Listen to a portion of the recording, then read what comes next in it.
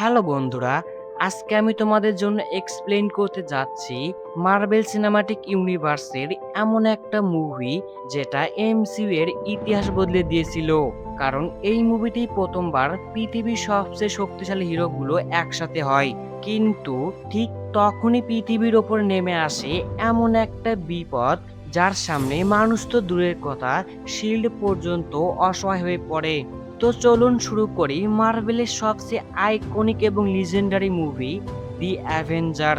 আর হ্যাঁ বন্ধুরা, এই মুভিটি বুঝতে হলে তোমাদের অবশ্যই এমসিইউ এর আগের 5টা মুভি দেখে আসতে হবে, যে মুভির লিঙ্কগুলো আমি এই ভিডিওর ডিসক্রিপশন বক্সে দিয়ে রাখবো। অবশ্যই দেখে নেবে। তাহলে আর ইন্ট্রোডাকশন না বাড়িয়ে চলো এবার মুভির মূল গল্পে যাই।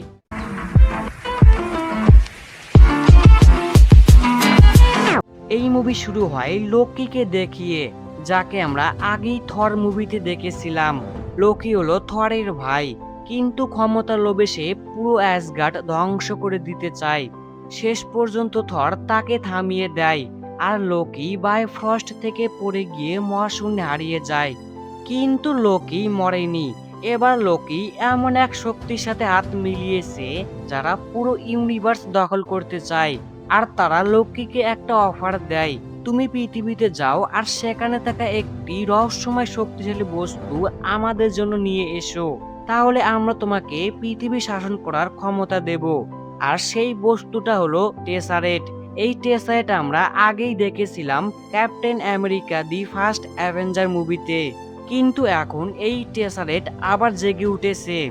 এই দিকে পৃথিবীতে শিল্ডের একটি গোপন ঘাঁটিতে টেসারেট নিয়ে গবেষণা চলছিল, যেখানে টেসারেট থেকে অদ্ভুত শক্তি বেরোতে শুরু করে, যা বিজ্ঞানীরাও ঠিকভাবে বুঝতে পারছিল না। শিল্ডের ডিরেক্টর নিক ফিউরি বুঝতে পারে এই জিনিসটা শুধু পৃথিবীর জন্য না, পুরো মানব জাতির জন্য হুমকি।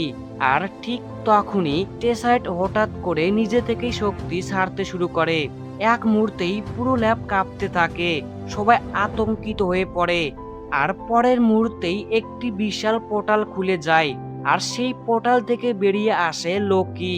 সে এসেই শিল্ডের সবাইকে আক্রমণ করে নিজের স্টাফে দিয়ে কিছু মানুষকে মাইন্ড কন্ট্রোল করে ফেলে, যাদের মধ্যে ছিল শিল্ডের সেরা এজেন্ট বার্টন মানে হোকাই এবং ডক্টর সিলভিক, যাকে আমরা থর মুভিতে জেন ফস্টারের সাথে দেখেছিলাম। এরপর লোকি নিক ফিউরিকে আঘাত করে টেসারেট নিয়ে সেখান থেকে পালিয়ে যায়। ঠিক তখনই ঘটে ভয়ঙ্কর বিস্ফোরণ, পুরো শিল্ডের ঘাঁটি মাটির নিচে ধসে পড়ে। কিন্তু নিক ফিউরি কোন মতে নিজেকে বাঁচিয়ে নেয়।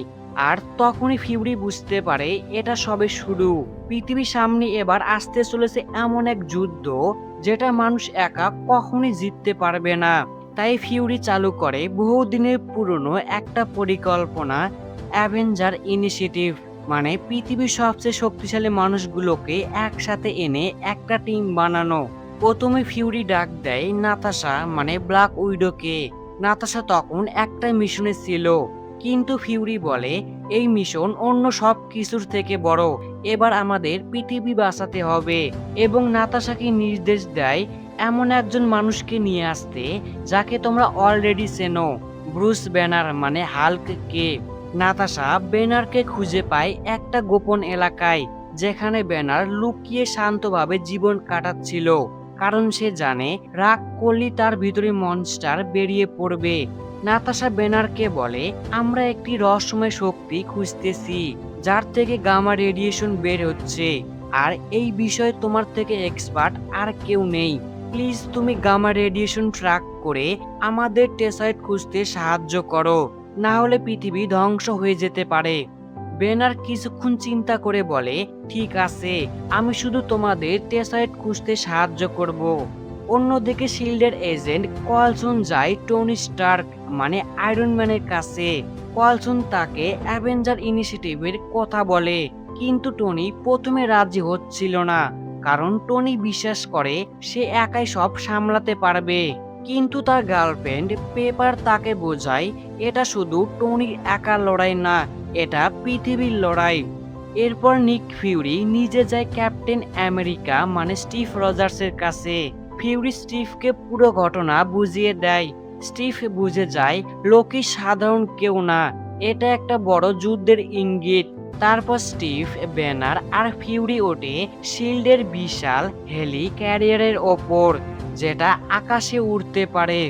এইদিকে লোকি ডক্টর সিলভিককে দিয়ে টেসারেট ব্যবহার করে একটা বিশাল অস্ত্র বানাচ্ছে, কারণ লোকি জানে সে একা পৃথিবী দখল করতে পারবে না। তাই সে পোর্টাল খুলে আনতে চায় তার বাহিনী চিতুরি এলিয়েন আর্মিকে। কিন্তু পোর্টাল মেশিন বানাতে লাগে একটি বিশেষ ধাতু, আর সে ধাতু আনতেই লোকি এবং হকাই যায় একটি অনুষ্ঠানে, যেখান থেকে হকাই ধাতু নিয়ে পালিয়ে যায়। আর লোকি মানুষদের সামনে দাঁড়িয়ে ঘোষণা করে, আমি তোমাদের গড। সবাই ভয়ে হাঁটু গেড়ে বসে পড়ে। ঠিক তখনই ক্যাপ্টেন আমেরিকা এসে দাঁড়ায়। সে বলে, মানুষ কখনো একজন স্বৈরাচারের সামনে মাথা নত করে না। ঠিক তখনই টনি স্টার্কও এসে হাজির হয়। লোকি বুঝে যায় সে একা দুইজনের সাথে পেরে উঠবে না।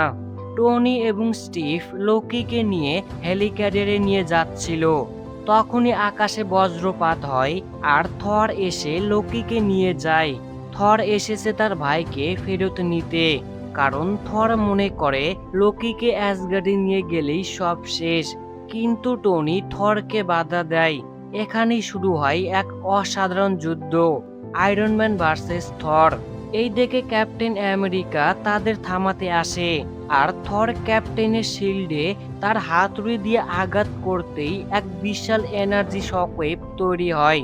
পুরো জঙ্গল কেঁপে ওঠে। শেষ পর্যন্ত থর বুঝে যায় এবার পৃথিবীর সাথে কাজ করতে হবে, আর সবাই মিলে লোকিকে নিয়ে যায় হেলিক্যারিয়ারে। এখানেই অ্যাভেঞ্জারের পুরো টিম প্রথমবার একসাথে হয়, কিন্তু একসাথে হওয়ার সাথে সাথেই বোঝা যায় এদের মধ্যে মিল নেই। স্টিভ হলো ডিসিপ্লিন আর দায়িত্বশীল মানুষ, আর টনি হলো ইগো আর সেলফিশ। টনি সন্দেহ করে শিল্ড কিছু লুকাচ্ছে। স্টিভ প্রথমে বিশ্বাস করতে চায় না, কিন্তু পরে তারা আবিষ্কার করে শিল্ড গোপনে এমন অস্ত্র বানাচ্ছে যেগুলো শুধুমাত্র টেসারেটের শক্তি দিয়ে চলে। নিক ফিউরি এই অস্ত্রগুলোর নাম দিয়েছে ফেস টু ওয়েপেন্স।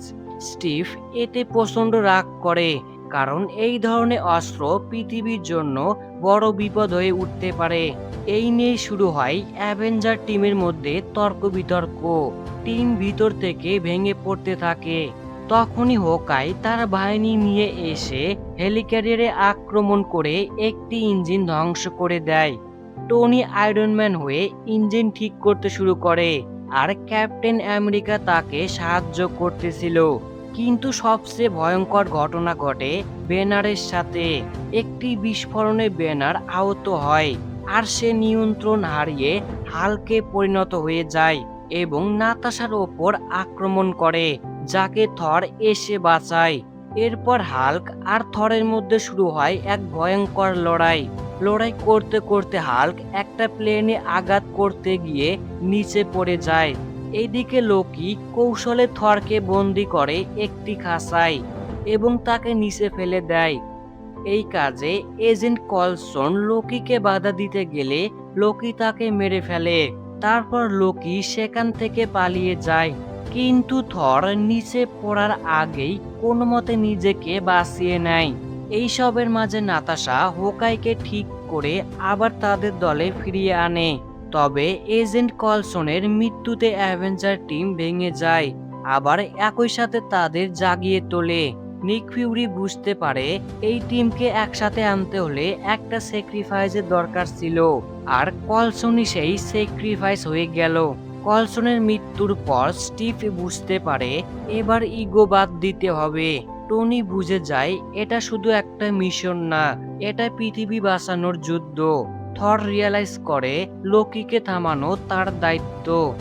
এইদিকে লোকি নিউ ইয়র্কে টনি স্টার্কের টাওয়ারের ওপর বসিয়ে দেয় পোর্টাল মেশিন। যে মেশিনটি চালু করতেই আকাশে খুলে যায় এক বিশাল গোলাকার পোর্টাল, আর সেখান থেকেই নামতে থাকে হাজার হাজার চিতুরি এলিয়েন। পুরো নিউ ইয়র্ক সিটিতে বিশৃঙ্খলা সৃষ্টি হয়। মানুষ দৌড়াচ্ছে, গাড়ি উল্টে যাচ্ছে, বিল্ডিং ধ্বংস হচ্ছে। পৃথিবী জীবনের প্রথমবার দেখছে এলিয়েন আক্রমণ কতটুকু ভয়ঙ্কর হতে পারে। আর ঠিক তখনই অ্যাভেঞ্জারের টিম শহরে চলে আসে। এবং শুরু হয় ইতিহাসের সবচেয়ে আইকনিক টিম ফাইট। এরই মাঝে হাল্ক চলে আসে, যে এক পাঞ্চ মেরে বিশাল এক এলিয়েন ক্রিয়েচারকে শেষ করে দেয়। তারপর ক্যাপ্টেন রাস্তায় দাঁড়িয়ে সবাইকে নির্দেশ দেয়।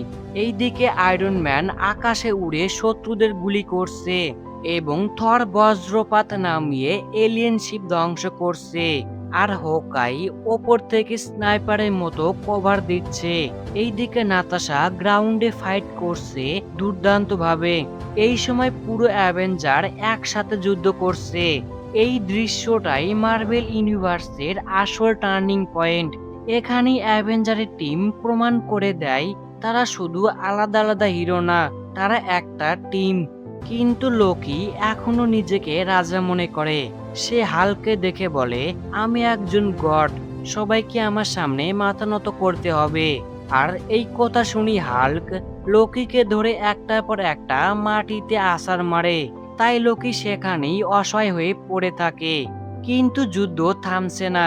এই দেখে সরকার ভয় পেয়ে যায় আর তারা সিদ্ধান্ত নেয় নিউ ইয়র্ক শহর ধ্বংস করে দেবে একটি নিউক্লিয়ার মিসাইল দিয়ে। এতে নিক ফিউরি তাদের বাধা দিলেও তারা শোনে না, মিসাইল ছেড়ে দেয়। যেটা দেখে টনি বুঝে যায় এই মিসাইলটা যদি শহরে পড়ে তাহলে কোটি কোটি মানুষ মারা যাবে। তখনই টনি নিজের জীবন বাজি রেখে মিসাইলটাকে ধরে আকাশে তুলে নিয়ে যায় আর সোজা পোর্টালের ভিতর ঢুকে এলিয়েনদের মূল জাহাজের দিকে পাঠিয়ে দেয়। ফলে মিসাইল বিস্ফোরণ হয়ে এলিয়েন শিপ ধ্বংস হয়ে যায়। কিন্তু টনির স্যুটের পাওয়ার বন্ধ হয়ে যাওয়ায় সে নিচে পড়তে থাকে, যেটি দেখে সবাই ভাবে টনি মারা যাবে। কিন্তু ঠিক সময়ে হাল্ক এসে টনিকে ধরে ফেলে। এতে টনি প্রাণে বেঁচে যায়। অন্যদিকে সিলভিকের মাথায় আঘাত লাগায় সে ঠিক হয়ে যায়, যার কাছ থেকে নাতাশা জানতে পারে লোকির স্টাফ দিয়েই এই পোর্টাল বন্ধ করা যাবে। নাতাশা দ্রুত লোকির স্টাফ নিয়ে এসে মেশিনে আঘাত করে পোর্টাল বন্ধ করে দেয়। আর পোর্টাল বন্ধ হওয়ার সাথে সাথেই সমস্ত চিতরি এলিয়েন একসাথে মারা যায়, কারণ তাদের কানেকশন কেটে গিয়েছে। এখন পুরো নিউ ইয়র্ক শহর ধ্বংসস্তূপে পরিণত হলেও পৃথিবী বেঁচে যায়। শেষ পর্যন্ত অ্যাভেঞ্জারের টিম লোকিকে ধরে ফেলে। এবার আর লোকি পালাতে পারবে না। কিন্তু থর লোকি এবং টেসার্টে নিয়ে যায় অ্যাসগার্ডে, কারণ ওডিন লোকিকে শাস্তি দেবে। যাই হোক, আপাতত পৃথিবী নিরাপদ। তাই টনি ফিরে যায় নিজের জীবনে। স্টিভ বুঝতে পারে পৃথিবী এখন তার নতুন যুদ্ধক্ষেত্র। নাতাশা এবং হকাই আবার শিল্ডে ফিরে যায়। বেনার চলে যায় দূরে, কারণ সে শান্ত থাকতে চায়। আপাতত অ্যাভেঞ্জার টিম এখানেই ভেঙে যায়। কিন্তু পৃথিবী জানে আবার যখন বিপদ আসবে এই হিরোগুলোই আবার একসাথে হবে। কিন্তু আসল চমক আসে পোস্ট ক্রেডিট সিনে। লোকিকে যারা সাহায্য করেছিল তাদের একজন বলে পৃথিবী দখল করা সহজ নয়। আর তখনই প্রথমবার আমরা দেখি এমসিইউ সবচেয়ে বড় ভিলেন থ্যানোসকে। এবং এখান থেকে শুরু হয় মার্বেল ইউনিভার্সের সবচেয়ে বড় যাত্রা, ইনফিনিটি সাগা। তো বন্ধুরা, আজকের ভিডিওটা যদি ভালো লাগে তাহলে অবশ্যই একটা লাইকে দিও। আর এই রকম আরো এমসিইউ এর মুভি এক্সপ্লেন ভিডিও পেতে চ্যানেলটা সাবস্ক্রাইব করে পাশে বেল আইকনটা চাপতে ভুলবে না। দেখা হবে পরের ভিডিওতে। ততক্ষণ পর্যন্ত সবাই ভালো থেকো। আজকের জন্য বিদায়।